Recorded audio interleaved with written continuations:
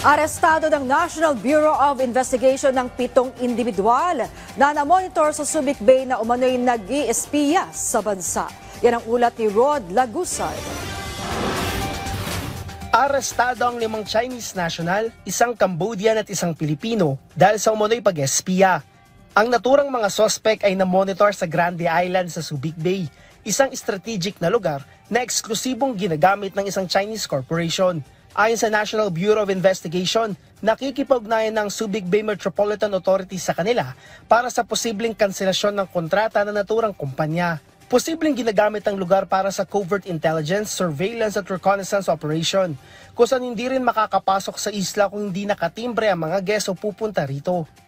This is very disturbing. This is getting very alarming to all of us. We are not discounting any possibility that there may be other groups doing their own rounds of gathering vital pieces of information and providing it to their counterparts.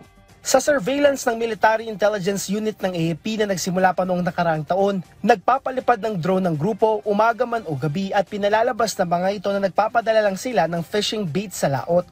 Base sa impormasyon mula sa Bureau of Immigration, labas-pasok ang naturang foreign nationals sa bansa bilang mga turista. Ayon sa NBI Cybercrime Division, pinalalabas din ng mga ito na nasa isla sila para sa recreational fishing. Na-recover mula sa mga ito ang mga larawan at video, gaya ng naval vessel ng US, naval operating base sa lugar, maging ang joint activity kasama ang foreign armed forces na kanilang ipinadadala sa iba't ibang Chinese personalities sa pamamagitan ng social messaging platforms, gaya ng Telegram at Signal.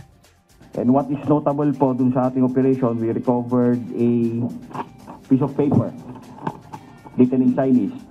And when translated, ito po, nakalagay po dito yung date, time, and yung barko na lumabas at pumasok po sa Subic Bay Port.